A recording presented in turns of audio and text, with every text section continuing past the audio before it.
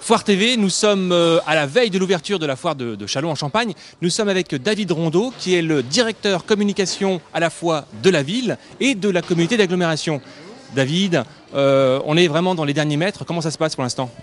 Là, c'est un peu tendu parce qu'on est à 35 minutes de la pré-inauguration et on est en train d'installer les derniers éléments de décor, on va dire. Le gros de la structure est positionné, toutes nos nouvelles technologies sont en place puisqu'on a essayé de mettre en avant vraiment le côté jeune et dynamique de la ville de Châlons à travers l'utilisation de tout un panel d'écrans géants, d'écrans tactiles, de bornes Wi-Fi, de bornes photo interactives, enfin bref, des cartes en veux-tu, en voilà, et vraiment l'utilisation des nouvelles technologies dans le sens primaire du terme est vraiment au service de la ville de Châlons-en-Champagne.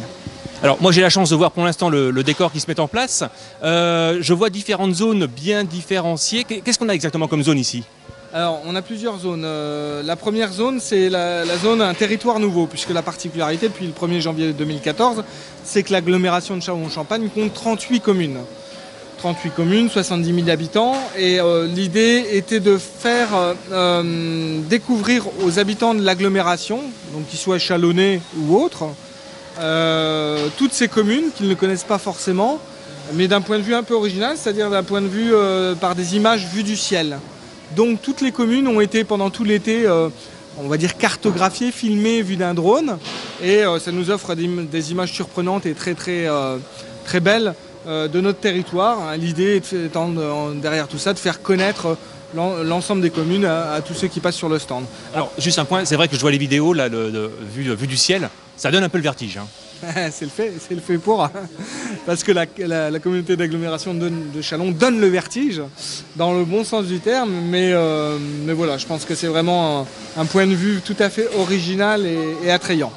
Après, on a un deuxième espace qui s'appelle l'espace mobilité et transport, où notamment le CITAC sera présent tous les jours pour renseigner, informer sur le nouveau réseau de transport en commun, dans l'agglomération, encore une fois, pour répondre à toutes les questions et les interrogations. Peut-être ça, en parallèle, il y a le fameux simulateur de bus qu'on a lancé l'année dernière.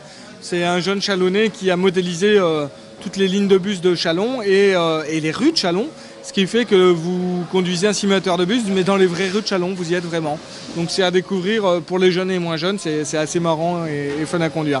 Après, on est ici sur l'espace Un territoire à vivre. Donc là, on présente tout ce qui est culturel, sportif, tout ce qui est social aussi, le CCRB, Châlons c'est Brésil, les portages de repas, les maisons de retraite. Enfin, on est vraiment sur des animations et des présentations transgénérationnelles qui montrent tout le dynamisme et tout ce qui est fait au niveau de la ville de Châlons pour toutes les tranches d'âge. On a l'espace à côté territoire à découvrir, là c'est avec l'office de tourisme, c'est le côté gastronomie, patrimoine, tourisme, mais aussi parce que ça fait partie du patrimoine, l'habitat. L'habitat à pans de bois, mais aussi les aides que la ville développe pour accompagner la rénovation des maisons, on va dire classées ou non classées, pour embellir la ville toujours plus. Voilà. Entre les deux, on a un espace centenaire, alors on l'a appelé tourisme de mémoire. C'est un espace qui permet aux gens d'aller se plonger dans les rues de Châlons juste après la guerre. Et en fait, on peut découvrir que dans telle rue, voilà comment étaient les bâtiments une fois que le Châlons a été bombardé. Parce que si Châlons n'a pas été aux premières lignes du front, elle a beaucoup souffert des bombardements de l'arrière-front. Voilà. Donc on a une carte interactive qui permet quelle que soit la rue, de découvrir les bâtiments à travers des photos d'époque, des cartes postales notamment, comment était l'état des rues aux sorties de la guerre. Donc c'est assez intéressant. Et c'est un élément qu'on retrouvera dans une exposition qui s'appelle Châlons dans la Grande Guerre, à partir du 20 septembre à la bibliothèque municipale Pompidou. Voilà. Et en parallèle de ça, puisqu'on parle de l'armée, c'est le centenaire, mais c'est aussi l'actualité. On a deux actions très fortes pour promouvoir la campagne Mobilisons-nous pour le maintien de l'armée à Châlons. On a la pétition en ligne qui peut être signée sur notre espace. Et puis on a une borne photo interactive qui permet de se prendre en photo tout seul ou avec des amis, de repartir avec le cliché, mais aussi de nous laisser l'adresse.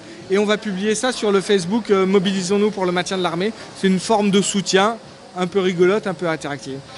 Et puis on a le traditionnel maintenant et fameux bar à eau qui permet de valoriser la qualité de l'eau de Châlons, de restaurer les gens qui le souhaitent parce il va faire très chaud encore cette année. Là, il fait déjà très chaud, je ne sais pas si ça se voit, mais voilà.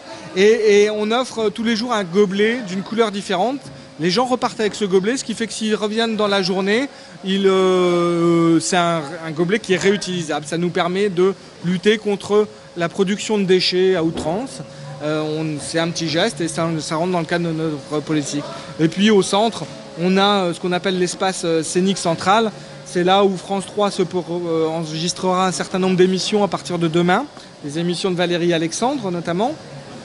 C'est là où se passeront les signatures officielles, la présentation du 6RB le 7 août. C'est là où se passera les concerts tous les soirs, puisqu'on a une petite nouvelle formule, c'est Jeunes Talents de Châlons. Voilà, tous les jours, sur le coup de 17h, 18h, des jeunes talents viendront se produire. Tantôt un DJ Jek, tantôt on aura de la Zumba, on aura Christophe Lartilleux qui joue pas mal de jazz, voilà, jazzman dans le cadre du Printemps du Jazz qui viendra nous faire un petit concert, voilà. Plein de choses à découvrir. Le programme il est sur chalon-en-champagne.net, mais aussi en venant tout simplement sur notre espace, vous pourrez découvrir tous les jours un programme d'animation au profit du territoire chalonnais et pour que vive Châlons et l'agglomération. Un programme énorme. Hein. On peut dire que le stand de la ville et de la communauté d'agglomération, c'est déjà un événement dans l'événement qu'est la foire. On ne peut que conseiller à tout le monde de venir au moins faire un saut pour voir les différents emplacements, les différents stands, les différentes animations, boire un petit coup d'eau au bar à eau et repartir avec un verre de la Chalonnaise. Tout à fait, on vous attend tous. Merci David. Merci.